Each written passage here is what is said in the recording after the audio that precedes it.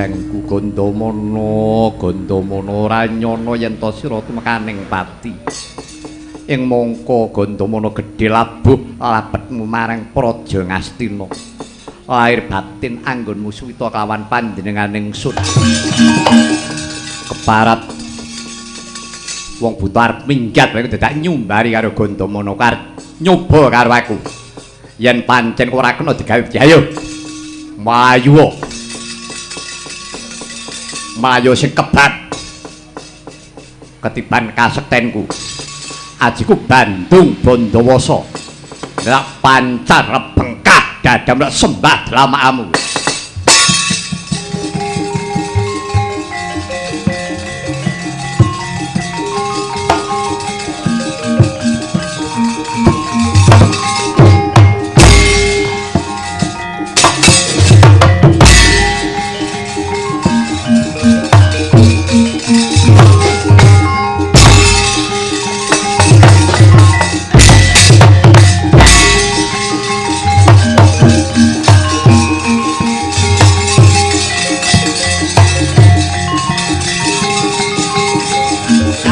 Lampai yaksa pringgondani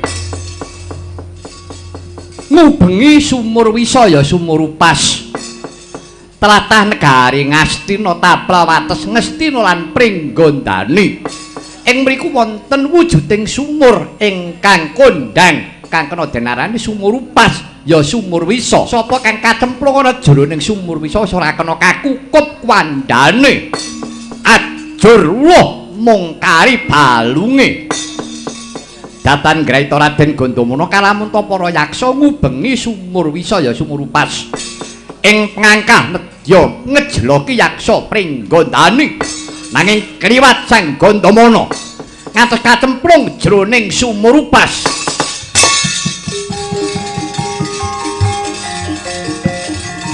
Oya anakku, ayo oya anakku.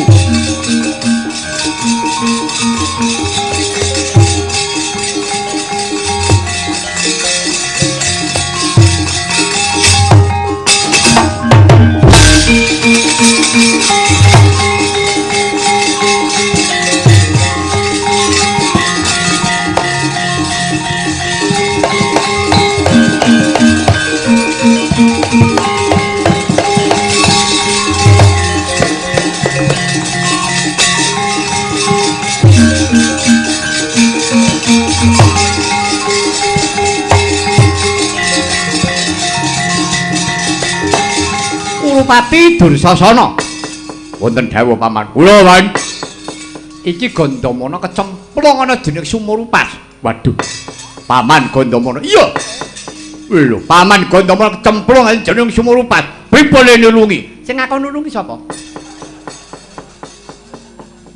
iki sapa ya wis ben lah kok malah sampe jogetan. Aku ngaturke penuwun karo Gusti yen to Gandamana ki mati kecemplung ana jroning sumur upas iki. Weh. Lah ngoten to, Man. Wis to, kowe manut karo aku. Ora usah ditulungi yen perlu. Kae watu sing gedhe-gedhe jupuki dienggo ngentepi sumur upas iki. Karben Gandamana aja nganti Gandamana iso urip meneh. Nadyan to Gandamana aku percaya mesti mati. Nek dientepi watu sisan, dibunteti sumur iki nganti peres dhuwur.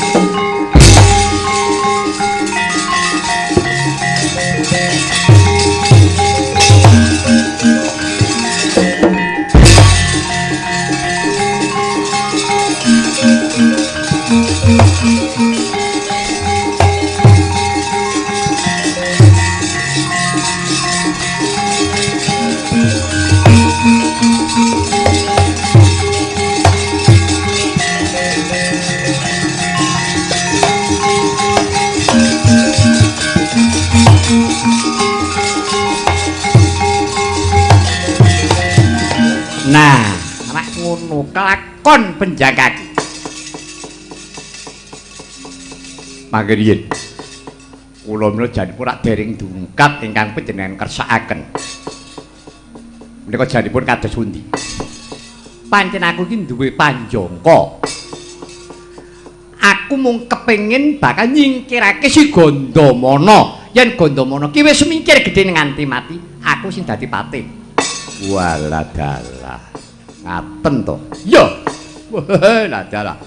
Sae maniku. Jan, sae. Apane? Nggih, ngoten niku. Sae sanget. Wah. Mugi-mugi selamat cangkemmu. Mugi-mugi selamat. Mesti selamat e Gandamana ngopo wis mati. Iki Gandamana ora bakal arep iso urip meneh. Mekaten. Yo. Iki mung kari matur ngersane sinuwun Prabu Pandu. Yen to Gandamana mati kecemplung jroning Sumurupas. Wis kondang to wong Astina wis mangerteni Sumurupas iki. Sapa sing kecemplung sumur ora bakal bisa urip meneh. Mekaten. Yo. Ayo matur ngersane Kanjeng Sinuwun.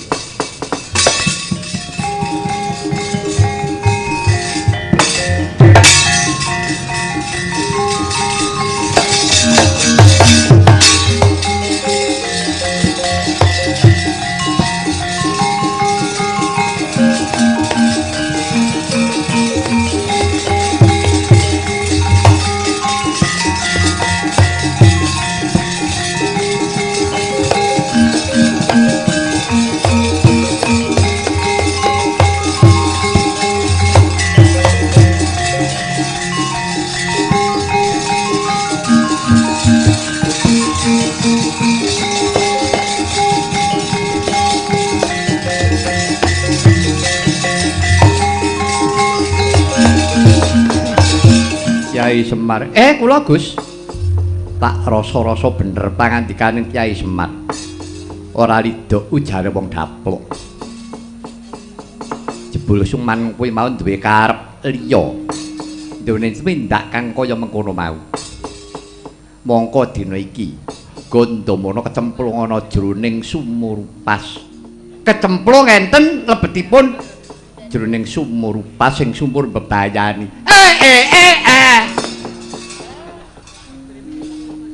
Dua anak wong tenan.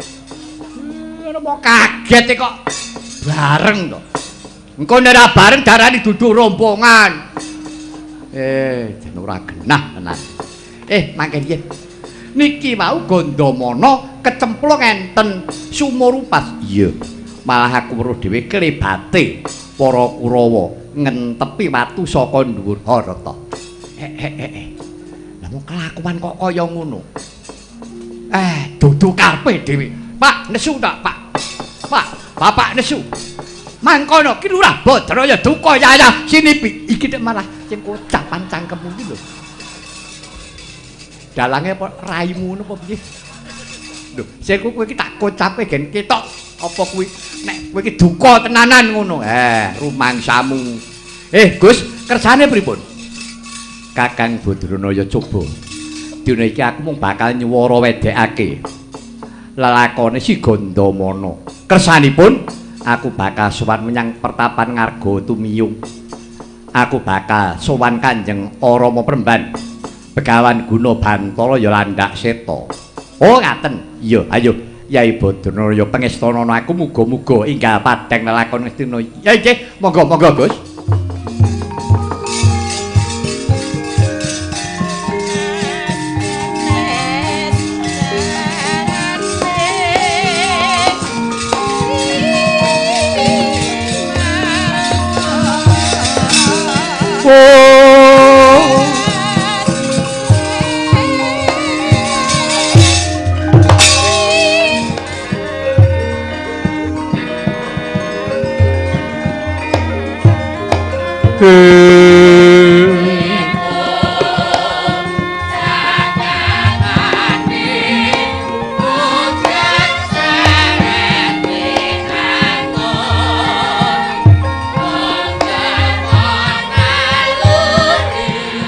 Ampak-ampak sinep blak marupa gegancangan Anggegana.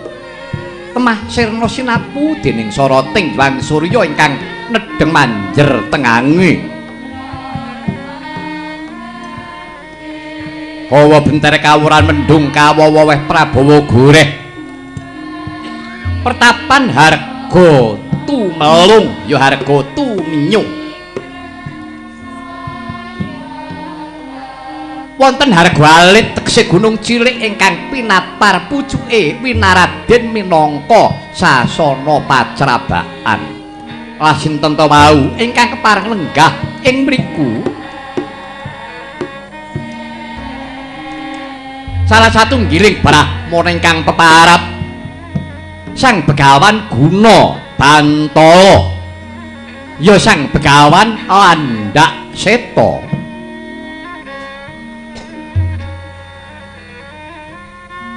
ing mangke kepareng lenggah bali pacrabaan nampi pisuwanira ingkang putra mantu kadang udanira Narendra ing Astina satriya panggombakan ingkang kekasih Raden Yama Widura bagus warnane wingit pasmone kadherekaken sagor pat para panakawan ki Lurah Badranaya Nawa Gareng Petruk Sumawana ki Lurah Bagong tebih ngawe traksan saya rinaketake lenggahira Sang Bagus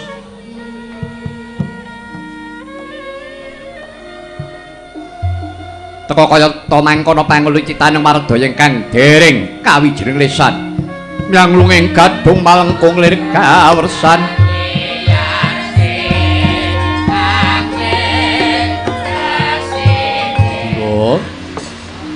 wonten timbalan iki ngadawu Kanjeng Rama sumengko pengawak Bajra supanmu marang pertapan ngarga tumiyung kawistara ana bab sing wigati tumuli matura eneng apa Widura mugi andadosna ing kauningan sopan kula ngarsa paduka Kanjeng Rama Peremban estri ning manah namung badhe nyuwara wedhekaken lelampahan negari Ngastina ing rika lenggahan mriku nampi ribet kula raos-raos ribet ingkang sumandang wonten negari Ngastina menika ketingalipun wonten bab-bab ingkang wigatos ketitik Narendra Pringgondani Prabu Trembuku menika ngaturaken nawala dhumateng negari Ngastina suraosing ponang nawala penantang ingkang satemah Kanjeng Koko Prabu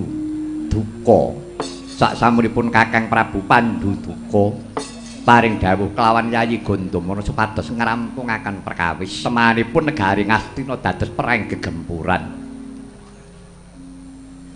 saksampunipun mekaten Yayi Gandamana ngantos kapaeka namung tuwuhing paeka menika saking pundi Yayi Gandamana temah kacemplung wonten beting sumurupas Rama kados pundi lelampahanipun Yayi Gandamana menapa sekintenipun taksih saged dipun upadi sarta taksih saged dipun wiradati menawi wonten serananipun menapa Rama kepareng paduka Kanjeng Rama paring dawuh Rama Peremban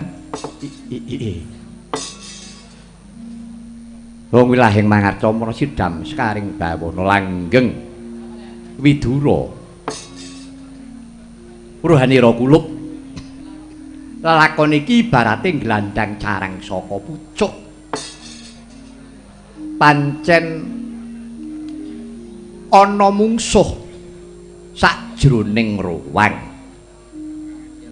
sisip sembire luput katuranggane mungsuh kang ana jroning ruwang mau bisa nguyak-guyak katentremaning negara Ngastina mung bae ya wis karben Widura sing baku dina iki yen to sira kepengin bakal nak yenake si Gandamana malah ayo bebarengan pun bapa bakal suka pitulung yen pancen Gandamana kuwi mau isih bisa ditulungi manut saka pangrasaku Gandamana kok durung winancine temekaning pati mekaten Rama iya kaya isih bisa diwiradati Kanjeng Rama lho nggih menawi tetira mekaten Kanjeng Rama srana menapa ingkang kedah dipun tindakaken Paduka Kanjeng Rama kula aturi paring dawuh.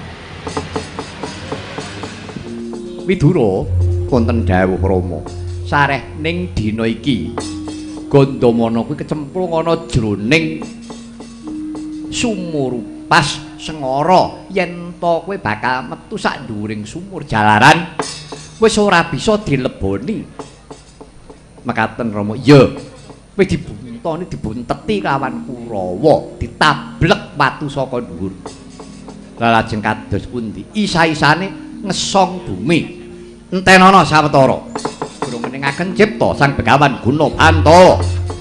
Triwikrama ilang wujuding pandha wujud dadya kewan landhak seta wujude.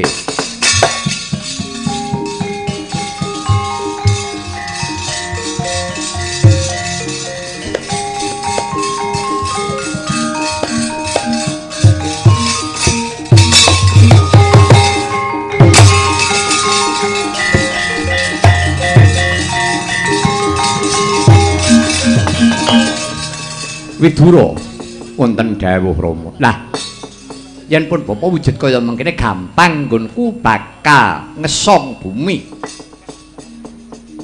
Ayo dina iki sapa bae tak keparengake nderek.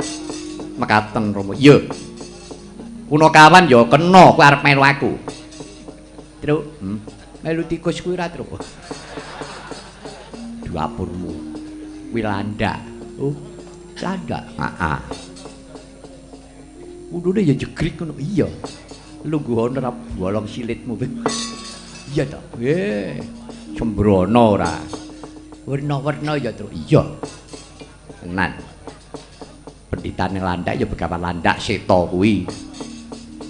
Ngono. Dewa-dewa sing kewan ya ana. Apa ya? Iya. Ngono. Dewaning ula Kanta Buga. Oh. Oh, lah nek terus enek meneh dewaning iwak Bathara Baruna. Baruna, heeh. Dewaning urang Bathara Ranggana. Dewaning yuyu Bathara Rekathatama. Dewaning kodhok ora eneng. Ana sapa? Begawan Swike. Oh. Wong edan. Widura wonten dawuh. Ayo tutno aku jantreku Widura.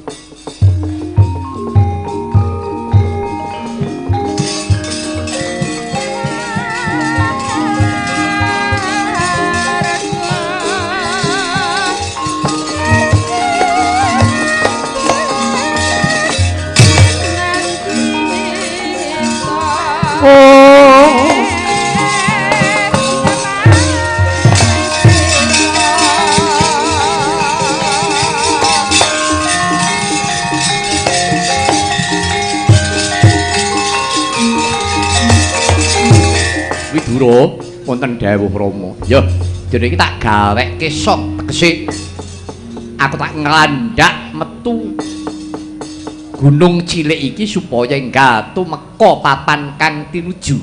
Mekaten Rama. Ya, wangune Gandamana durung temekaning pati. Inggih. Isih kena diwiradati. Kula semanggaken keparing Kanjeng Rama. Ayo tutno aku jantreku meneh.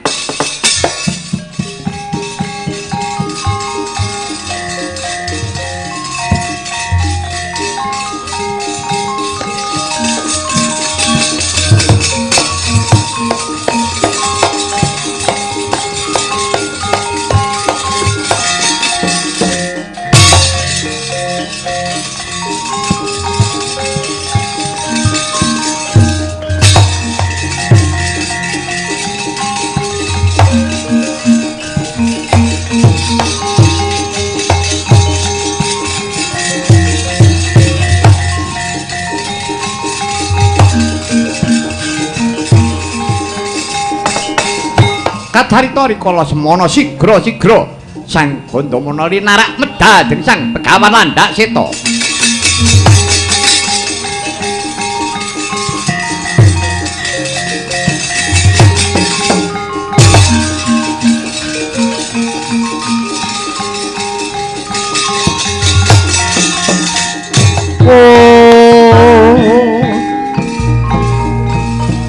Oh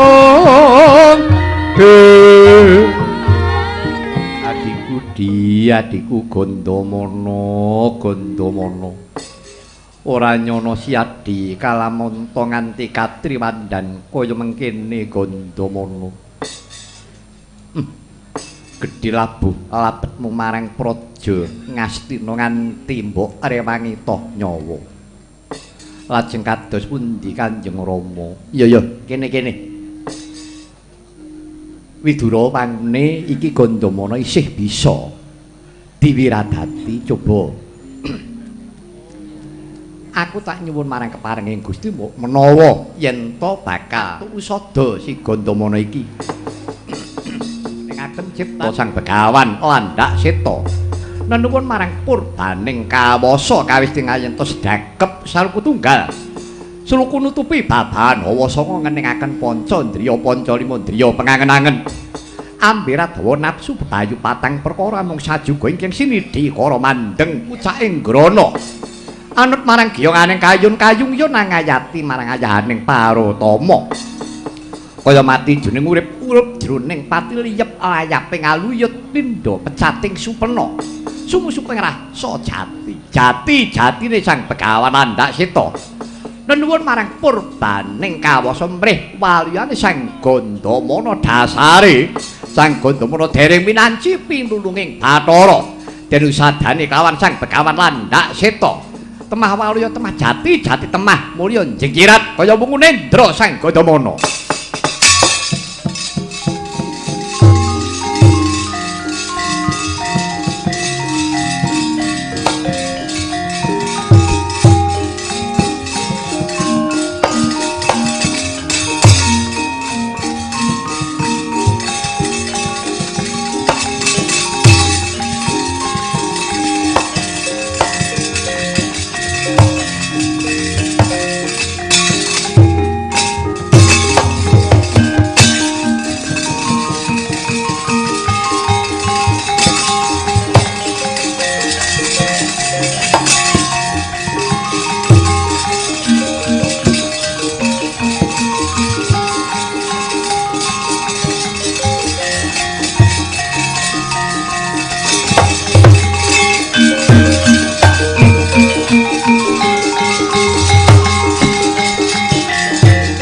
Kadangku Yayi Gandamana tujune siadi isih bisa waliya temah jati temah mulya aduh Kang Majimat sembahan kula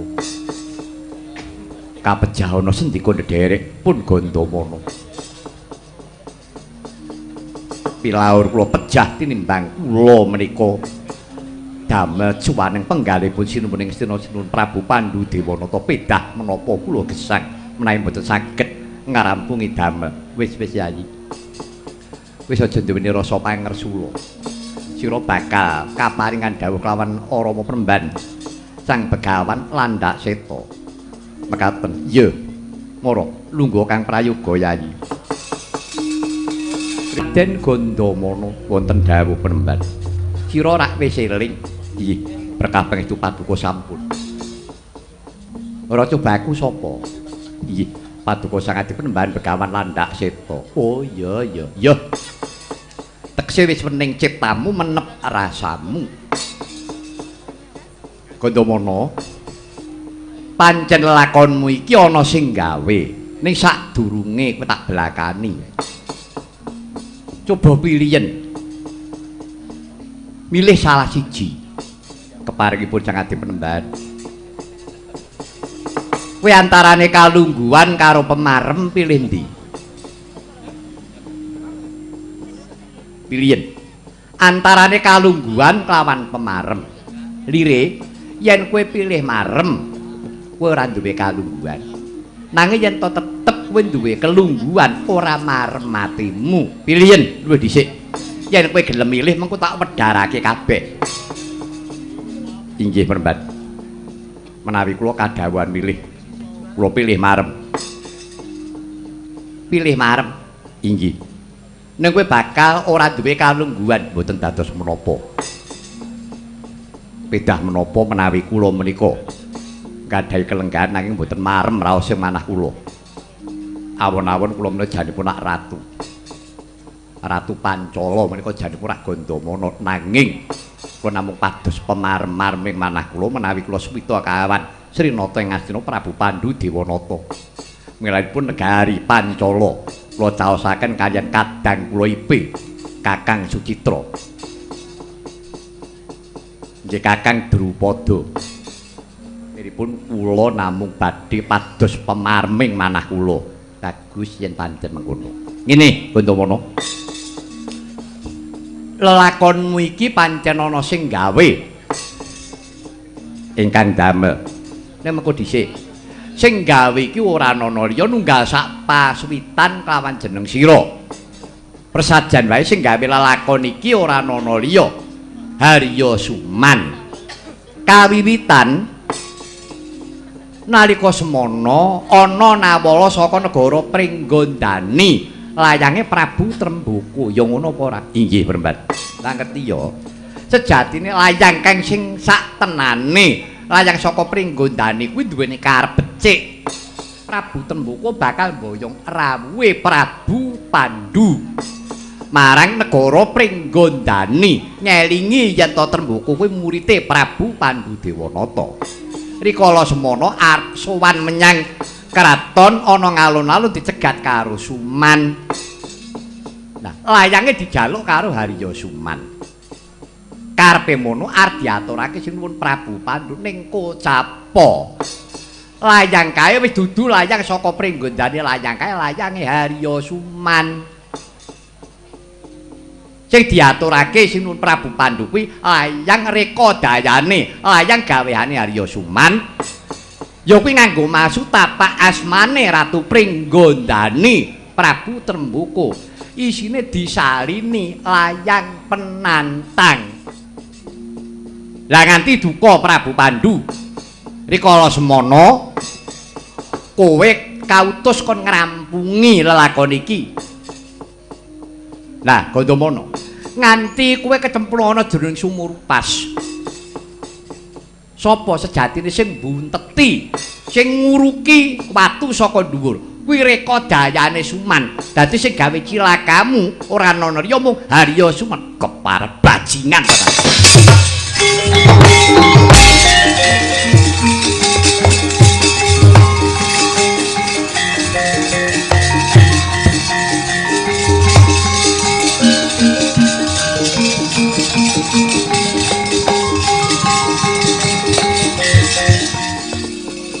Yayi Harya Suman. Kamunon nggih kula ingkang sowan sinuwun.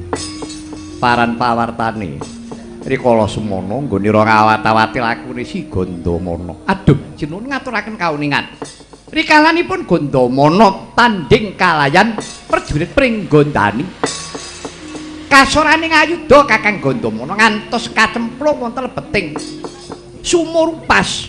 Dumugi ning sirna Kakang Gandamana sinuwun.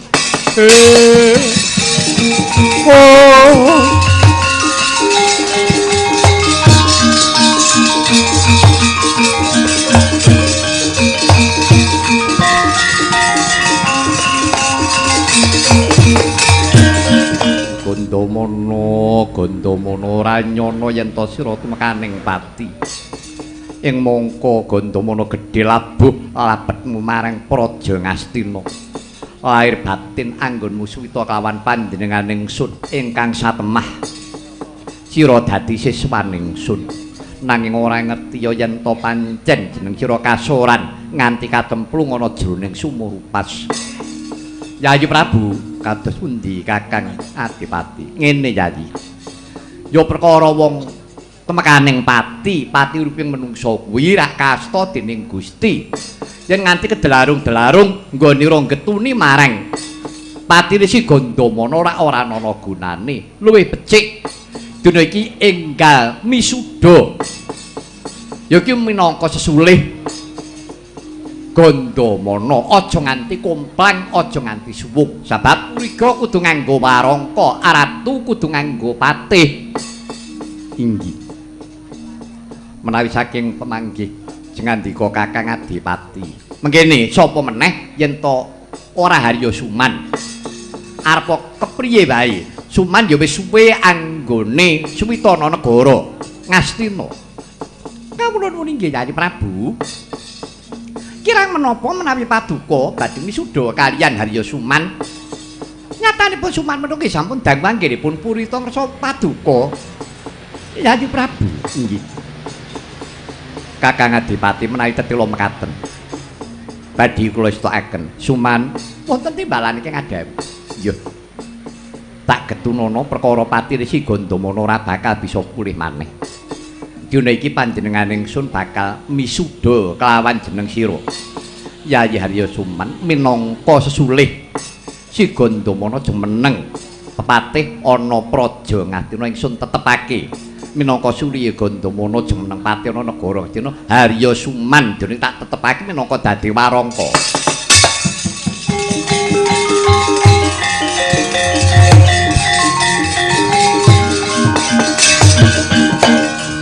Ngaturaken genging panuwun ingkang tanpa pepindhan sinuwun dening Syekh Wilasa ingkang Paduka paringaken dumateng kula. Dinten mrika kula sampun kawisuda jumeneng dados warangka ing Ngastina. Patih Paduka Kanjeng Sinuwun Prabu Pandhu Dewanata. Yo, Yayi Harya Suman, wis dina iki aja nganti kesuwen. Enggal biya warakna kelawan kabeh para kawula ing Ngastina. Nggih, istakaken dawuh Paduka Sinuwun.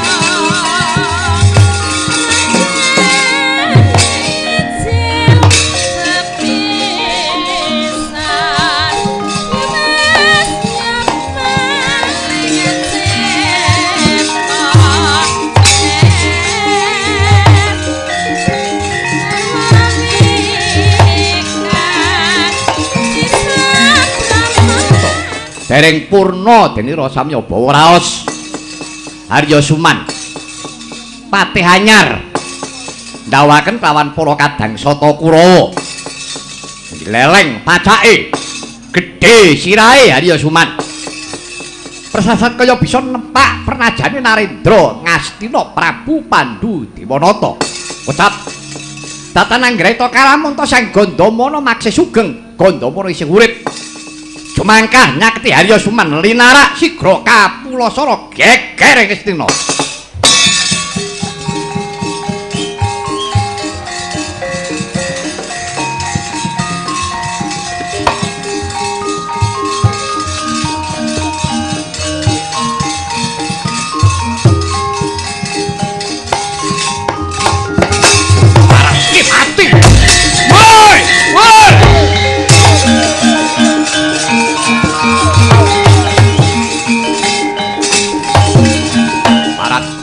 Suman iki. Lho. Iki kaya Kakang Gandamana iki. Ayo, pangkring karo aku. Bar melu-melu picek matamu kuwi. Ayo waspadakno. Aku sapa? Lho. Kakang Gandamana mestine Kakang Gandamana wis mati. Sing Gandamana mati iki sapa iblis kuwi?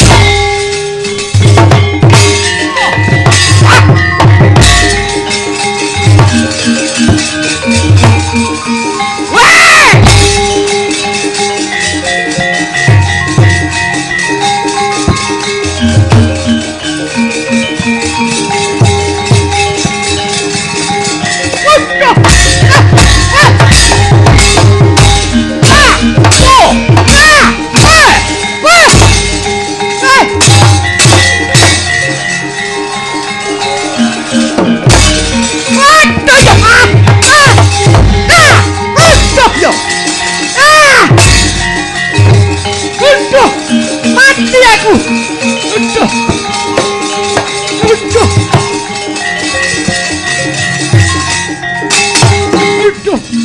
Ora nyono Gandamana, kowe jebul malah isih urip. Mestine kowe ngaturake penuwun karo Gusti. Kowe isih pinaringan urip, lah kok malah kowe mulasara karo bangsat elek.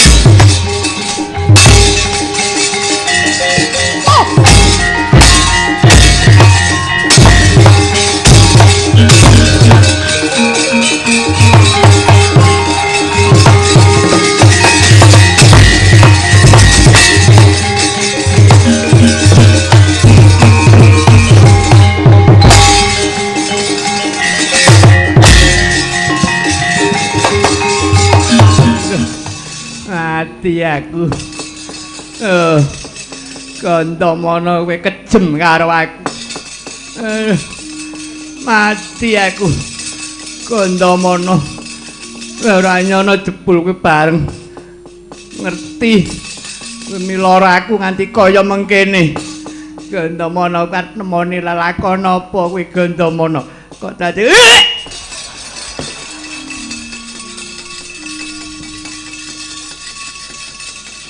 Ayo muni meneh. Ayo muni meneh.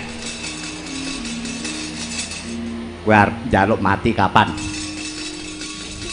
Sesuk lakon. Mati mengko lakon. Apa kowe njaluk tak embut-embut dhisik? Aduh. Kowe mesakno karo aku piye? Mesake, Kowe ra eling, aku ana jerone sumurupas, aku mbok gutuk watu saka dhuwur. Bajingan elek.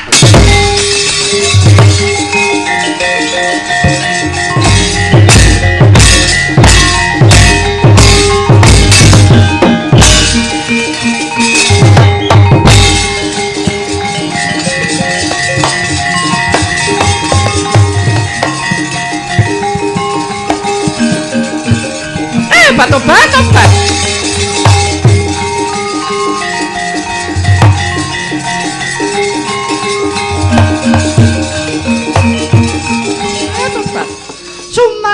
Suman ora nyono dene. Wujudmu dadi kaya mengkono la wujudmu. Nanti rupamu ora cetha kaya ngono gek kowe kena ngopo Suman? Lho ning ngopo Gendari piye kuwi? Suman piye? Aduh. Sinuwun ngaturaken ketiwasan. Arya Suman dipun pulasara kaliyan Gandamana. Cita kebagusanipun. Lho jare Gandamana mati. Iki piye ta iki? Sing bener ki sing ndi? Menika nyatanipun Gandamana tasih gesang. Malah misakit kaliyan pun Suman. Arya Suman. Wonten timbalan iki ngadhawuh. Suaramu nek kanthi jero men. Upama rusak ragamu ning suaramu kok ya melu rusak ke piye? Aduh.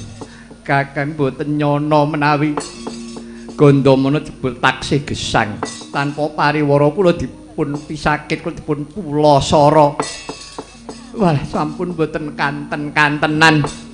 Aduh, ngantos ical budayane nganggo kula. Coba. Gandamana coba mriniya.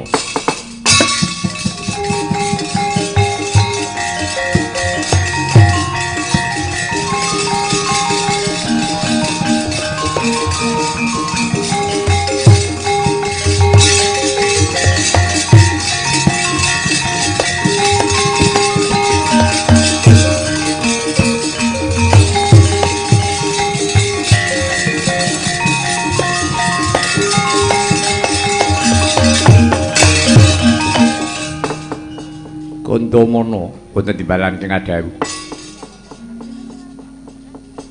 Jeneng sira miloro kelawan Suman kang kaya mengkono mau. Karepmu kepriye? Iki sinten tiyangipun? Sinuwun. Kula dipun damel nandhang urga ngantos kula kecemplung wonten beting sumurupas dipun gutuk sela saking inggil. Nggih saking pakartipun Adeyo. Minangka seksinipun Kang Mas Widura menika priksa. Sampuna kula nampi pitulungan saking Gusti ingkang ngakarya jagat lumantar. Sakadipun mbahan Begawan Landak seta kula sampun pejah. Saking pokal damelipun Suman menika inggih Koko Prabu. Estanipun Nawala rikala semanten menika Nawala damelanipun Suman. Nawala saking negari Pringgondanu pangajabipun Prabu Trembuku menika sae. Lajeng wonten Nawala penantang menika nggih pandamelipun Arya Suman menika. Iya. Gandamana wonten dawuh. Arpa kuwi bener dikaya ngapa? Sira wis nerak angger-angger wewaton negara Ngastina. Sing netepake kaluputan kuwi panjenenganing ingsun. Dudu si Gandamana, kowe ora kena tumindak dhewe. Gandamana, upamane kowe ora tumindak dhewe mbok menawa paukumaku luwih abot marang Suman. Nanging Gandeng wis tumindak dhewe nggugu marang karepmu dhewe tegese kuwi nglangkai wewenange Prabu Pandhu. Kuwi ndhisiki kersa. Mula sing gedhe pangapuramu yen to pancen Prabu Pandhu panjenengan ingsun dina iki aku ora bisa nampa pasuwitanmu. Upama yen kowe isih suwita ana negara Ngastina kowe ora duweni kalungguhan. Dina iki kalungguhan pate wis tak paringake Harya Suman sing netepake panjenengan ingsun sabda Brahmana Raja, sabda-sabdaning pandhita pengendikaning ratu ora kena wola-wali. Yen kowe isih tresna suwita karo panjenengan ingsun ya tak keparengake. Nanging kowe ora duweni kalungguhan apa-apa ana negara Ngastina. Inggih, sinuwun. Ngaturaken kenging panuwun ingkang tanpa pepindhan. Dirisih wilasa ingkang paduka paringaken dhumateng kula. Lega lila raos sing manah kula. Kula mboten gadhahi kalenggahan wonten negari Ngastina. Tinimbang dinten menika kula mboten gadhahi kalenggahan wonten negari Ngastina nanging sampun marem raos sing manah kula. Ingkang ndamel lelampahan kula kados ngaten menika namung wujudipun Harya Suman. Namung kula pitados sinuwun. Negari ageng ingkang kados menapa menawi wonten manungsa ingkang patrapipun kados Suman niku mboten badhe tentrem gayuh menapa kemawon tartamtu mboten badhe saged kasumbadan. Mila saking menika sinuwun Ki Agung Pangaksama Paduka paripaksa dinten menika kula mboten badhe suwita wonten negari Ngastina mbok bilih sedaya ingkang kula lampahi wonten negari Ngastina mboten meranani penggalih Paduka sinuwun gunging pangapunten. Dinten menika kula rini lan wangsul dhumateng negari Pancala sak menika ugi amung pangestu Paduka sinuwun ingkang kula pundi dados jimat negara Ngastina tak tinggal dadi apa?